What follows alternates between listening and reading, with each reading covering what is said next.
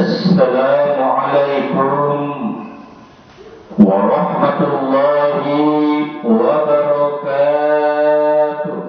Waalaikumsalam warahmatullahi wabarakatuh.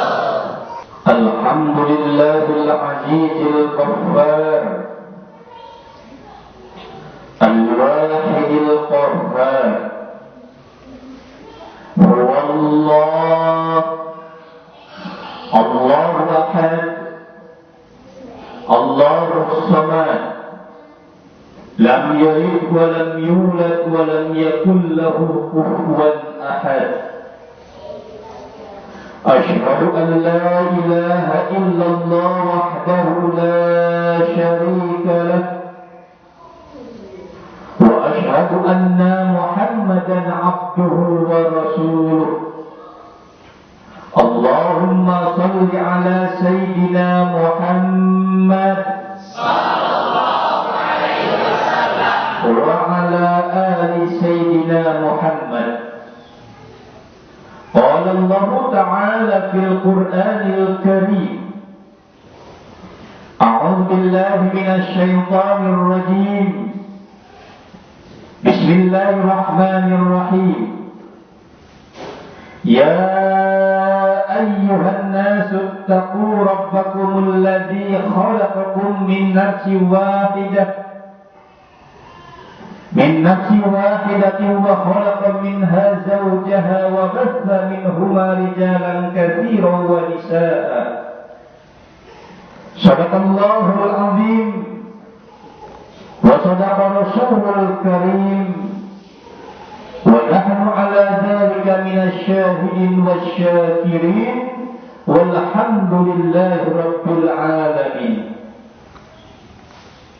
Kaum muslimin wal muslimat, saudara-saudariku jamaah majelis taklim, para pemirsa di mana saja berada, hadirin yang semoga kesemuaannya dimuliakan dan dalam rahmat Allah, amin. Amin. Yang semoga kesemuaannya dalam lindungan dan hidayah Allah, amin. Amin. Dimurahkan rezeki dan Allah mengangkat derajatnya, amin. Amin. Dan kita semua tetap dalam hidayah dan kasih sayang Allah, amin. Amin. Dimatikan oleh Allah Subhanahu wa ta'ala dengan husnul khatimah, amin. Amin. Hadirin ma'asyiral muslimin rahimakumullah. Tidak bosan-bosan kita untuk bersyukur kepada Allah Subhanahu wa ta'ala. Berapa besar nikmat dan kasih sayang Allah Subhanahu wa ta'ala berikan kepada kita. Dengan besarnya nikmat Allah Subhanahu wa ta'ala, alhamdulillah hadirin, sampai sekarang ini kita masih sehat. Dan sampai sekarang ini kita masih bisa hidup dan bernapas. Ada nggak kira-kira di sini yang sakit? Ya. Subhanallah, kalau kita sudah merasa sakit, kalau sudah kita merasa sakit, tidak usah banyak komplikasi. Cukup sakitnya satu. Kalau orang Betawi bilang cuma akut. Itu cuma satu saja kita sakit, Masya Allah. Pokoknya anak bini sudah lupa semua, nggak usah banyak-banyak. Sakit hati gimana? Gimana? Baru satu cuma sakit hati. Kalau sakit gigi itu gimana? Sampai-sampai gimana ngomongnya? Daripada sakit hati, lebih baik sakit gigi. Nggak usah panjang-panjang. Baru cuma satu, Allah Subhanahu wa ta'ala mencabut nikmat yang sungguh sangat besar. Allah Subhanahu wa ta'ala, hadirin yang dimuliakan Allah, kita masih bisa nafas. Kalau kita pergi ke rumah sakit, ada yang satu kesakitan, tangga sebelah mati, ada yang satu nangis, betul? Nangis, menjerit-jerit. Yang satu lagi sekarat. Tapi subhanallah, di sini hadirin ibu-ibu cantik-cantik semua, betul? masih perawan di sini semuanya cantik-cantik, betul? Di sini semua bapak-bapak gagah-gagah, betul? Apalagi yang masih jejaka ini kucingnya pun kayak mata garong. Luar biasa ini, subhanallah. Ini syukur kita kepada Allah Subhanahu wa taala. Maka tidak ada lain syukur kita kepada Allah Subhanahu wa taala secara lafziyah, ada syukur kepada Allah secara fitriyah. Syukur kepada Allah secara lafziyah, yuk jangan lupa kita ucapkan setiap waktu, setiap saat alhamdulillah. Tidak henti kita bersyukur kepada Allah. Syukur kepada Allah Subhanahu wa taala secara af'aliyah. Jangan lupa dalam diri kita imtithalul awamir wajtinabun nawahi. Melakukan perintah Allah, menjauhi larangan Allah. Itu adalah tanda syukur. Tapi kalau kita biasanya sering lupa ya. Betul. Jarang bersyukur. Sampai-sampai Allah ingatin sama kita. Itu yang namanya manusia, kata Allah. Itu yang namanya manusia. Ingat juga di saat lagi butuh dan di saat lagi dalam keadaan sempit. Baru ingat kepada Allah. Tapi di saat dalam keadaan senang, malah sebaliknya seolah dia tidak pernah kenal kepada Allah. Na'udzubillah. Makanya tuh para pejabat-pejabat kalau lagi jabatannya tinggi ngomong juga gede. Pejabat kalau lagi jabatannya tinggi, eselon, jabatannya tinggi, jenderal, ngomong juga gede. Tapi saat dicabut oleh Allah Subhanahu wa taala nikmat jabatannya, dicabut oleh Allah Subhanahu wa taala nikmat sehatnya. Kasihan deh lo. Kagak ada dayanya. Kagak punya daya upaya. Maka ucapkan dalam diri kita la haula wala quwwata illa billah. Tidak ada daya, tidak ada upaya, hanya kepada Allah Subhanahu wa taala. Kita berasal dari Allah, kita kembali kepada Allah. Inna lillahi wa inna ilaihi raji'un. Itulah tanda syukur kita kepada Allah. Hadirin jamaah majelis taklim, para pemirsa yang dimuliakan Allah, ma'asyiral muslimin rahimakumullah. Allah Subhanahu wa taala menciptakan berpasang-pasangan laki-laki dan perempuan, dan memang itu sudah kodrat ketentuan Allah.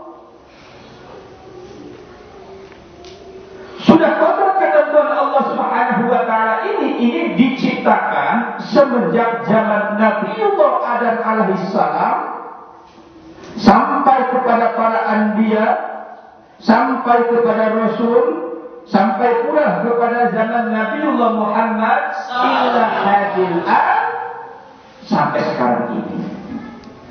Jadi hadirin yang dimuliakan Allah, manusia itu tidak ada hidup dengan sendirinya, nikmat dengan sendirinya tanpa pernikahan. Semuanya itu dari berbagai macam sejarah manusia itu ditemukan oleh Allah Subhanahu wa taala, disatukan antara laki-laki dan perempuan itu dengan yang namanya nikah. Dengan namanya apa? Nikah. Dengan yang namanya nikah. Nah, sekarang ini hadirin yang dimuliakan Allah, sebetulnya sih bukan sekarang. Dari zaman Babula. Apa zaman Babula itu? Dari zaman dulu. Ya, manusia itu kagak pengen repot, kagak pengen sulit, kagak mau bertanggung jawab. Pengen cuma makan sate, tidak mau beli kambing. Nah, ini memang permasalahan dari zaman dulu. Alasannya kalau makan sate kapan saja bisa, kalau beli kambing harus ngurus dulu. Ya, jadi kalau memang manusia yang sekarang kita jadikan pertontonan yang dinamakan dengan LGBT, kebebasan antara laki-laki dan perempuan, dan sehingga laki-laki perempuan itu tidak mau untuk menikah, itu zaman dari zaman dulu. Cuma bayangannya, ini bayangannya, kalau seandainya laki-laki dan perempuan itu tanpa pernikahan, nanti lucu. Ini anak siapa?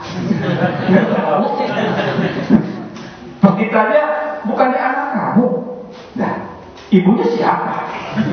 Saya lupa juga. Ini kayaknya saya bikin ibunya beda banget Pak.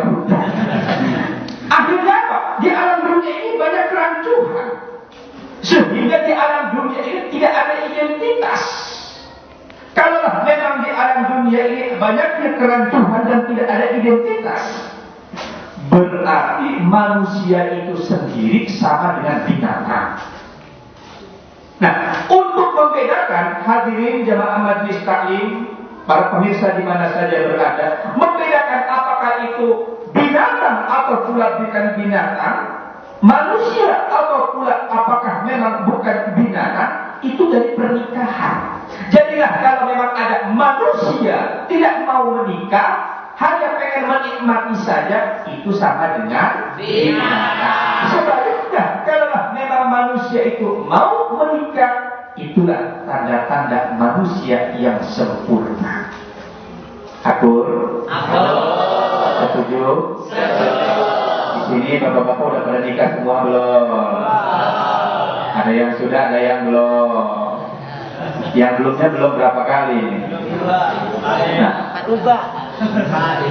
Nah, jadi memang menikah itu merupakan identitas kemuliaan umat manusia.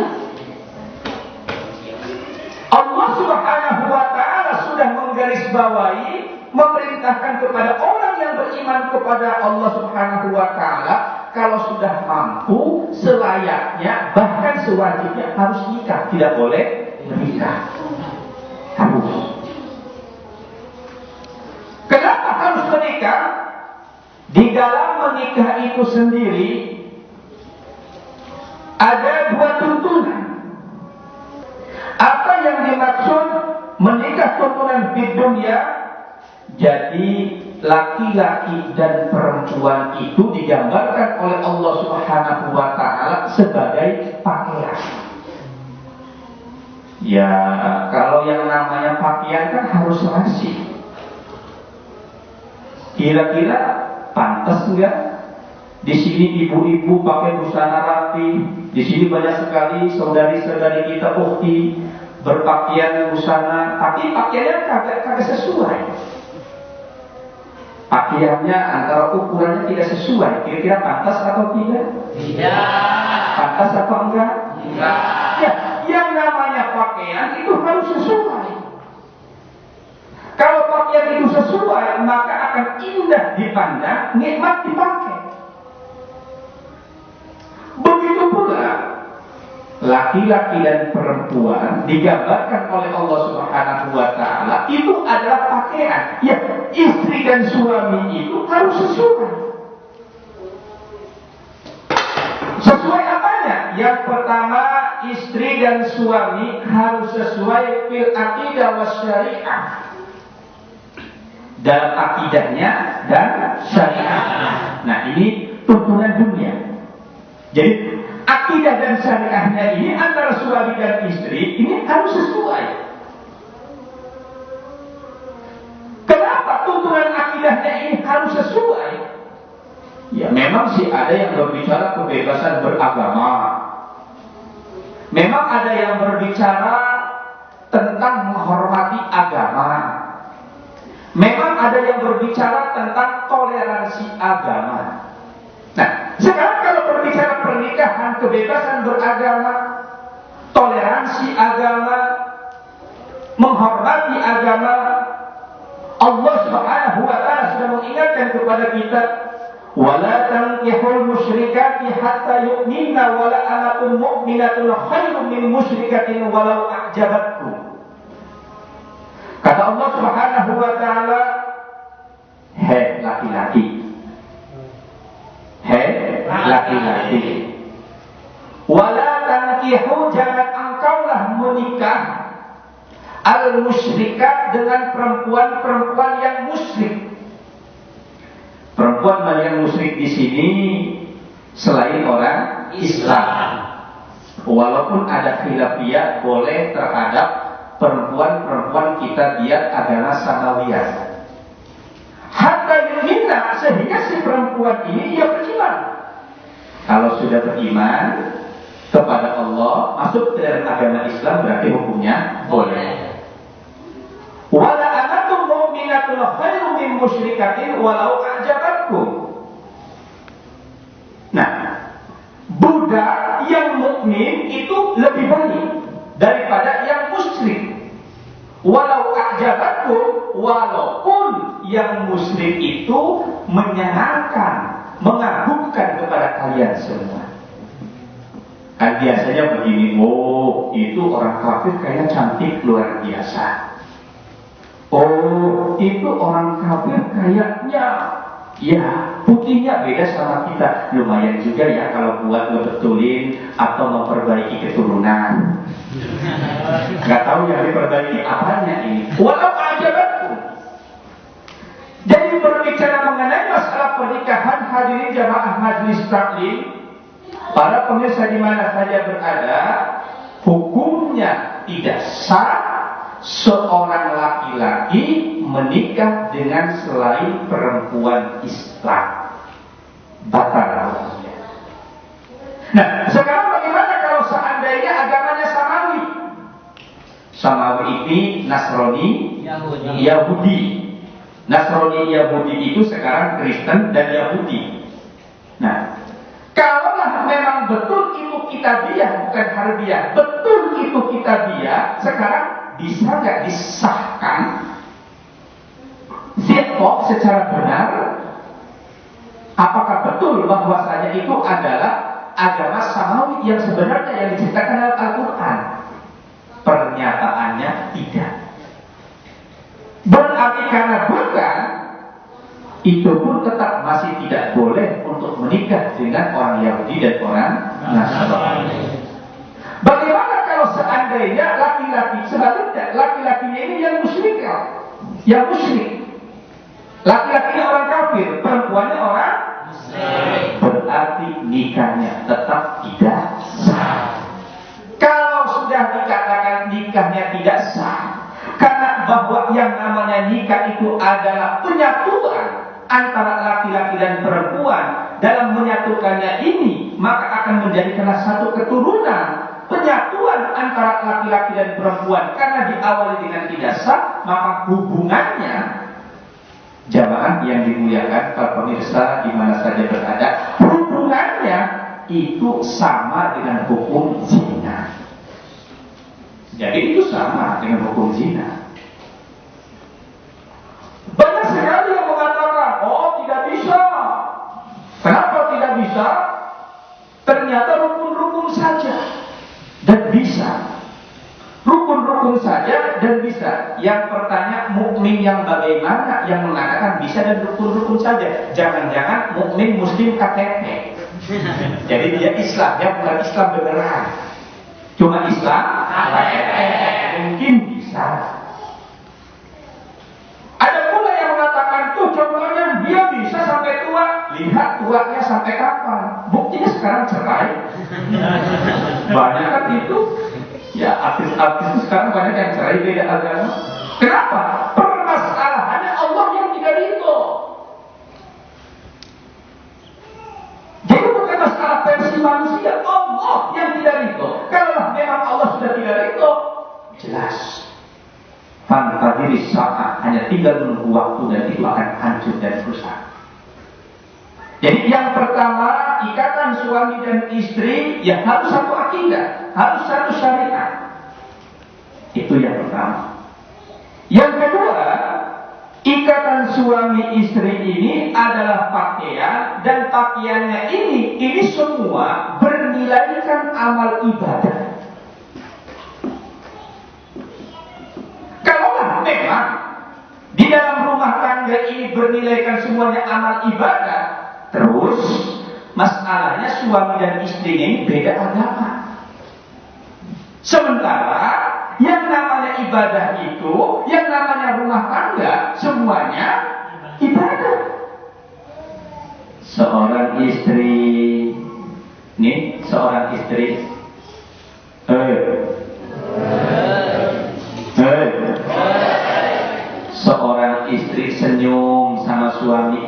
pagi-pagi senyum ya. Biasanya ibu-ibu bagaimana nih kalau pagi-pagi? Itu senyumnya saja, senyum kepada suami walaupun dipaksakan, itu sudah ibadah. Subhan, walaupun dipaksakan ya. Kenapa dipaksakan? Enak banget lihat suami udah sombong, egois, pengennya menang sendiri, udah capek, pengennya dilayani, agak mau ngerti. Ya betul begitu. Ya udah, nggak apa-apa, kita senyum, senyumnya dipaksain. Pokoknya senyum, yang penting suami senang. Bu, itu ibadah. Tapi kalau ini saudari-saudari kita, ukti senyum, senyumnya sama ahli di sini, sama saudara-saudara kita, bukan apa? Bukan suami, ya bukan ibadah, itu mah dosa. Jadi kalau ini, Allah jangan sampai salah dengar ini. Jadi yang ibadah juga kalau memang sudah jadi suami. Kalau belum jadi suami ya jelas itu mah dosa, bukan ibadah. Senyum. Nanti ngasih makanan, terus ngasih minuman, sarapan pagi-pagi buat suami, itu pun ibadah. Buat siapa ibadahnya? Ya buat ibu-ibu itu sendiri, bukan suami. Kalau suami kan hanya sebatas fasilitas. Yang senang siapa? Ya ibu-ibu. Maka di sinilah Rasulullah Shallallahu Alaihi Wasallam mengingatkan kepada kita, orang nikah itu banyak ibadahnya. Ya ini. Nanti udah begitu suaminya mau mandi, biasanya gimana? Siapin anduknya, siapin sabunnya, siapin anduknya, timbain airnya. Begitu mandi di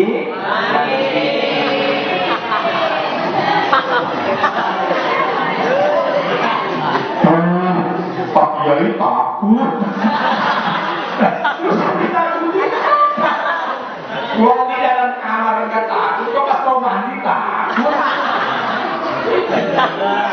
Ya ada yang enggak takut sih katanya. Ya sudah enggak ada batas, enggak ada istilah takut. Subhanallah, dari mulai mandi menyiapkan sampai menyiapkan air sampai memandikan suami, subhanallah. Itu pun adalah ibadah. Subhanallah. Luar biasa. Habis mandi, siapin bajunya lagi. Ya, kalau bisa dipakein minyak wanginya, dipakein. Itu pun adalah ibadah. Subhanallah, luar biasa ini ibadahnya seorang ibu-ibu ya. Subhanallah. Semuanya adalah ibadah. Dia ini capek luar biasa, letih luar biasa. Anak nangis, duit kagak punya, suami ngomel-ngomel, semua pengennya disiapin, kagak ada, capek. Makin sulit menyikapi kesulitan dalam rumah tangga, makin besar pula ibadah yang didapatkan. Alhamdulillah. Sampai-sampai Sayyidah Fatimah mengadu kepada Rasulullah. Sayyidah Fatimah mengadu kepada Rasulullah, kata Sayyidah Fatimah, ya Rasulullah, letih amat ya jadi ini perempuan. Udah siang kerja, malam dikerjain. Siang kerja, malam dikerjain, siang suruh kerja, mana anak ini Husain nangis, segala macam belum disiapin, capek. Apa kata Rasulullah? Hai Fatimah, andaikan adonan roti ini disuruh dengan sendirinya menjadi roti, maka Allah akan mampu menjadikan roti dengan sendirinya. Tapi wahai Fatimah, ini adalah peluang pahalamu. Subhanallah. Jadi kalau suami sering ngacak-ngacak baju, Bu, ya, jangan marah-marah.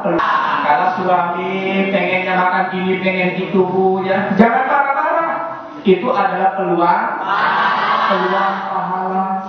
Kalau suami bikin kesel terus, Bu, jangan marah-marah. Itu pun peluang pahala. Semoga suami tak mau masuk neraka, mau masuk surga. Yang penting ibu-ibu masuk. Indah tidak?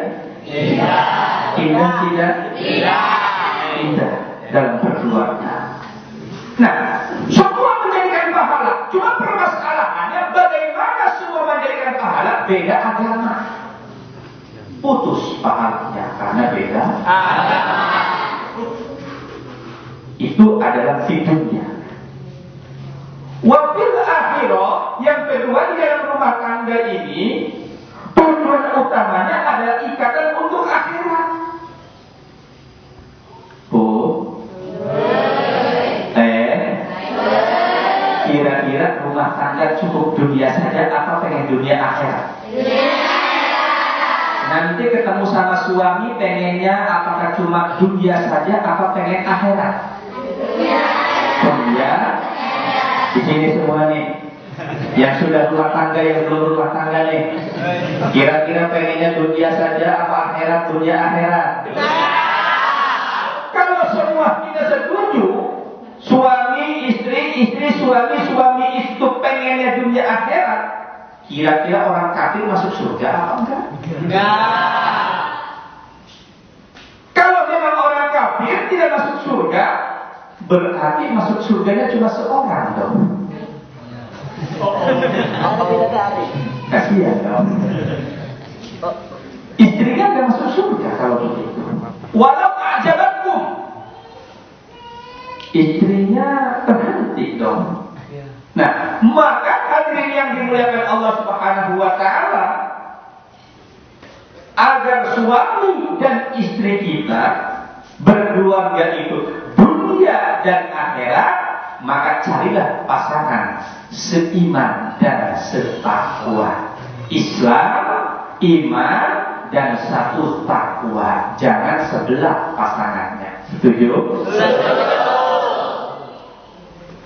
Yang ketiga, hadirin yang dimuliakan Allah Subhanahu wa taala, menikah berbeda agama, ini menikah berbeda agama lebih banyak mafsadatnya daripada maslahatnya. Artinya lebih banyak ributnya daripada baikannya. Kenapa? Menikah berbeda agama itu lebih banyak mafsadatnya, lebih banyak ributnya daripada baikannya. Kan kita itu berbuat baik itu semua itu kan adalah karena Allah. Bukan karena pikiran, bukan karena Tuhan mereka. Sementara Tuhan mereka kebenarannya berbeda dengan kebenaran Tuhan kita. Oh, contoh, ini contoh. Kebenaran Tuhan kita Allah Subhanahu wa taala, perempuan harus pakai jilbab, habis pakai jilbab, busana rapi, menutupi aurat. Itu kebenaran dalam Islam, agama kita, Tuhan kita Allah.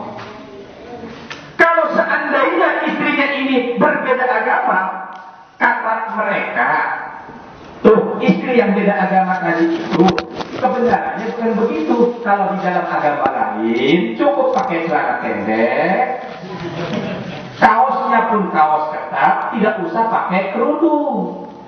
Kata suaminya yang muslim, jangan, itu tidak boleh. Kata istri yang bukan muslim, yang kafir, ini boleh. Ribut kagak? Ribut. Harmonis enggak? Enggak. Sementara rumah tangga butuh cinta. Cinta butuh kasih sayang. Kasih sayang butuh keharmonisan. Keharmonisan butuh keimanan. Iman dan takwa satu akidah, maka akan tumbuhlah keharmonisan dalam rumah tangga. Nah, sekarang bagaimana saudara-saudara kita sekarang ini berbicara hukumnya, katanya boleh berbeda agama untuk menyatukan laki-laki dan perempuan dengan berbeda agama. Yang mengatakan boleh siapa? Negara. Negara itu bukan agama. Kehidupan kita kesemuaannya ini bukan diatur di dalam rumah tangga itu oleh negara, tetapi diatur oleh hukum Allah Subhanahu wa taala. Maka dapat kita katakan dengan setegas-tegasnya, orang yang menikah berbeda agama itu batal nikahnya, zina hukumnya, akan banyak mafsadatnya dan akan hilang keharmonisan Jangan terpedaya dengan kecantikan orang-orang non-Islam. Pada dasarnya mereka akan menghancurkan keimanan dan keislaman kita. Semoga kita semua ini dikuatkan imannya oleh Allah Subhanahu wa taala. Mendapatkan keberkahan kemuliaan dari Allah Subhanahu wa taala. Dan Allah Subhanahu wa taala satukan jodohnya di dunia wal akhirah dan ditemukan jodohnya sampai kepada alam surga nanti. Mari sama kita berdoa semoga kita mendapatkan kemuliaan dari Allah. Ya dzal jalali wal ikram. Allahumma shalli ala sayyidina Muhammad wa ala ali sayyidina Muhammad. Hamdan yuafi ni'amah wa yukafi mazidah. Ya Allah, ya Tuhan kami, Engkau telah satukan hati kami antara laki-laki dan perempuan sehingga menjadi suami dan istri. Ya Allah, Engkau satukan hati kami dalam bentuk ibadah rumah tangga. La ilaha illa anta wa la hawla wa la quwwata illa billahil aliyyil azim. Ya Allah, kehilapan kami, kesalahan kami, maafkan kami. Ya Allah, kehilapan kami, ketidaksengajaan kami, ampuni kami. Karena kami manusia yang dhaif, manusia yang lemah. Jadikanlah ya Allah amal ibadah dalam rumah tangga sebagai rasa cinta dan sebagai ibadah. Ya Allah, jauhkanlah cinta dan kasih sayang kami kepada orang-orang perempuan kafir. Jauhkanlah cinta kasih sayang kami kepada orang-orang yang tidak beriman bertakwa kepadamu. Dan satu kata kami, kumpulkanlah kami kepada orang-orang yang cinta kasih sayang kepadamu. Rabbana ighfir lana dzunubana waghfir lana wa liwalidayna. Allahumma ighfir lil muslimina wal muslimat wal mu'minina wal mu'minat innaka samii'un qariibun mujibud da'wah. Rabbana atina fid dunya hasanah wa fil akhirati hasanah wa qina adzabannar. Walhamdulillahi rabbil alamin. Assalamualaikum warahmatullahi wabarakatuh.